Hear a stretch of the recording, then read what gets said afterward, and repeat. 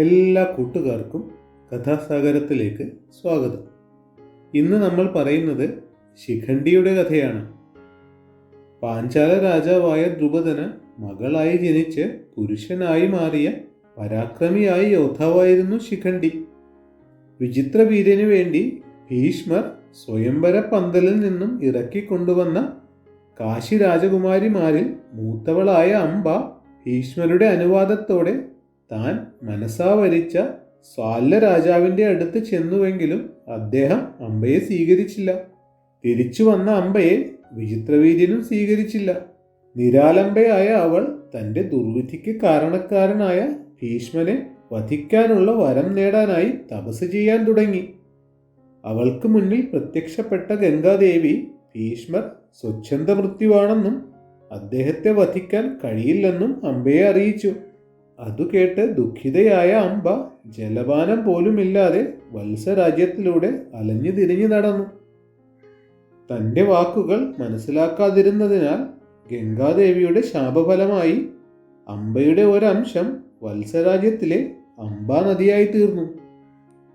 കന്യകയായിരുന്ന ശിഷ്ടഭാഗം ഇഷ്ടവരലബ്ധിക്കു വേണ്ടി ശിവതപോവൃത്തിയിൽ കഴിച്ചുകൂട്ടി. ഒടുവിൽ അവൾക്ക് മുന്നിൽ പ്രത്യക്ഷപ്പെട്ട ശിവൻ പറഞ്ഞു, ഭദ്രേ, നീ അടുത്ത ജന്മത്തിൽ പുരുഷത്വം പ്രാപിക്കും. ദ്രുപദന്റെ വംശത്തിൽ ജനിച്ച് നീ ഭീഷ്മരുടെ മരണത്തിന് കാരണഹേതുവാകും. ഇത്തരത്തിൽ വരം നൽകി പരമശിവൻ മറഞ്ഞപ്പോൾ സന്തുഷ്ടയായ അംബ തൻ്റെ ജീവിതലക്ഷ്യം നേടാനായി ഞാൻ ഭീഷ്മരെ വധിക്കുമെന്ന് ദൃഢപ്രതിജ്ഞയോടുകൂടി അഗ്നിയിൽ ചാടി ദേഹത്യാഗം ചെയ്തു. ആ സമയത്ത് മക്കളില്ലാതിരുന്ന ദ്രുപദൻ പുത്രലബ്ധിക്ക് വേണ്ടി ശിവനെ തപസ് ചെയ്ത് പ്രസാദിപ്പിച്ചു. എന്നാൽ രാജദമ്പതികൾക്ക് പുത്രയോഗമില്ലെന്നും പുത്രിയോഗമാണ് ഉള്ളതെന്നും ഭഗവാൻ ദ്രുപദനെ അറിയിച്ചു. എന്നിരുന്നാലും ദ്രുപദന് ജനിക്കുന്ന പെൺകുട്ടി പിന്നീട് ആണായി തീരുമെന്ന് പരമശിവൻ ദ്രുപദനെ അനുഗ്രഹിച്ചു. യഥാകാലം രാജപത്നി ഒരു സുന്ദരിയായ പെൺകുട്ടിക്ക് ജന്മം നൽകി. പുത്രനെ ആഗ്രഹിച്ച് പുത്രിയുണ്ടായപ്പോൾ ആ വൃത്താന്തം മറച്ചുവെച്ച് രാജാവിന് പുത്രൻ ജനിച്ചതായി വിളംബരം ചെയ്തു. ജനിച്ചപ്പോൾ ശിഖണ്ഡിനി എന്ന പേര് ലഭിച്ച പെൺകുട്ടി പുരുഷരൂപത്തിൽ വേഷം മാറി വളർന്ന് ശിഖണ്ഡി എന്ന പേരിൽ പ്രസിദ്ധനായി. മറ്റാരും ഇതൊന്നും അറിഞ്ഞില്ല എങ്കിലും ഭീഷ്മർ മാത്രം ചാരന്മാർ മുഖേനയും നാരദന്റെയും ദേവന്മാരുടെയും വാക്കുമുഖേനയും ശിഖണ്ഡിയുടെ ജനനവും അംബയുടെ തപസ്സിന്റെ രഹസ്യവും കാലേ തന്നെ ഗ്രഹിച്ചിരുന്നു. ദ്രോണരിൽ നിന്നും ശസ്ത്രവിദ്യ അഭ്യസിച്ച ശിഖണ്ഡിയെ യൗവനമായപ്പോൾ വിവാഹം കഴിപ്പിക്കാൻ ദ്രുപദൻ തീരുമാനിച്ചു. മഹാദേവന്റെ അനുഗ്രഹമുള്ളതിനാൽ ശിഖണ്ഡി പുരുഷനായി മാറുമെന്നുള്ള വിശ്വാസത്തിൽ ദശാർണ രാജാവായ ഹിരണ്യവർമ്മന്റെ പുത്രിയുമായി ശിഖണ്ഡിയുടെ വിവാഹം ദ്രുപദൻ കെങ്കേമമായി നടത്തി. എന്നാൽ തൻ്റെ ഭർത്താവ് പുരുഷനല്ലെന്നു മനസ്സിലാക്കിയ രാജകുമാരി വിവരം തോഴിമാരെ അറിയിക്കുകയും അവർ മുഖേന ഹിരണ്യവർമ്മൻ കാര്യങ്ങൾ മനസ്സിലാക്കുകയും ചെയ്തു. ഈ വൃത്താന്തത്തിൽ കോപാലുവായ ഹിരണ്യവർമ്മൻ ദ്രുപദനെ ഒരു പാഠം പഠിപ്പിക്കുവാൻ തീരുമാനിച്ചു. തൻ്റെ സൈന്യം ഉടൻ പാഞ്ചാല രാജ്യത്തെത്തുമെന്ന് ഒരു ദൂതൻ മുഖേന ഹിരണ്യവർമ്മൻ ദ്രുപദനെ അറിയിച്ചു. തൻ്റെ ഈ വിഷമസ്ഥിതി ദ്രുപദൻ രാജ്ഞിയുമായി ചർച്ച ചെയ്യുമ്പോൾ കാര്യങ്ങൾ ഗ്രഹിച്ച ശിഖണ്ഡി പിതാവിൻ്റെ ഈ ദുർസ്ഥിതിക്ക് കാരണം താനാണല്ലോ എന്ന് വിചാരിച്ച് പ്രാണത്യാഗം ചെയ്യുന്നതിന് വേണ്ടി ഘോരവനത്തിൽ പ്രവേശിച്ചു. അവിടെ കണ്ട ഒരു മണ്ഡപത്തിലെത്തിയ ശിഖണ്ഡിക്ക് അത് സ്തൂണാകർണൻ എന്ന യക്ഷപ്രമാണിയുടെ മണ്ഡപമാണെന്ന് അവിടെ ഉണ്ടായിരുന്ന പരിചാരകരിൽ നിന്നും മനസ്സിലായി. ശേഷം സ്തൂണാകർണന് മുന്നിലെത്തിയ ശിഖണ്ഡി തൻ്റെ കഥ മുഴുവൻ യക്ഷനോട് പറഞ്ഞു.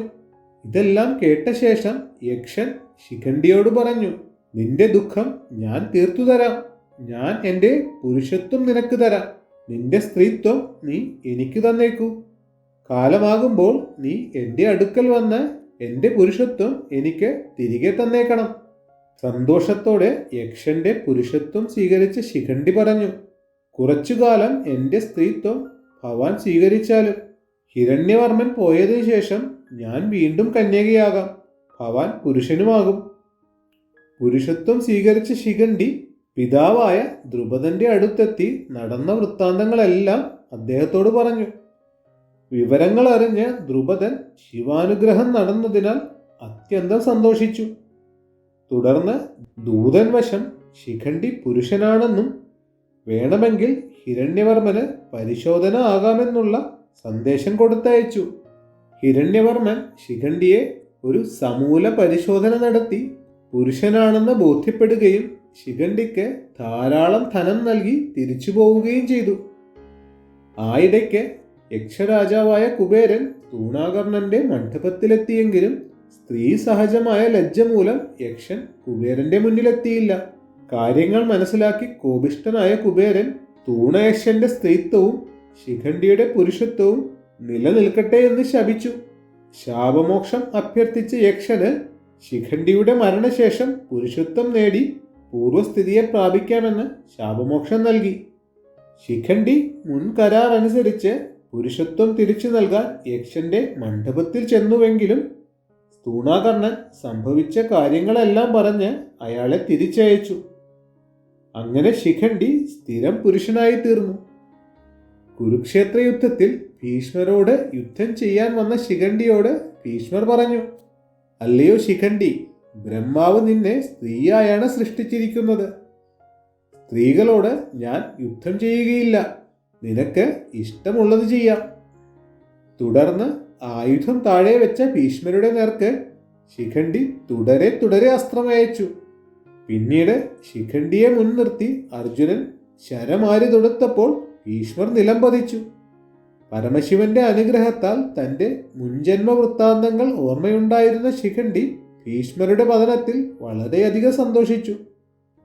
ശേഷം ദ്രോണപുത്രനായ അശ്വത്ഥാമാവുമായി നടന്ന ഘോരയുദ്ധത്തിൽ ശിഖണ്ഡി കൊല്ലപ്പെട്ടു. കാശി രാജകുമാരിയായ അംബയുടെ പുനർജന്മമായ ശിഖണ്ഡിയുടെ കഥ ഇവിടെ തീരുകയാണ്. മറ്റൊരു കഥയുമായി വീണ്ടും കാണാം.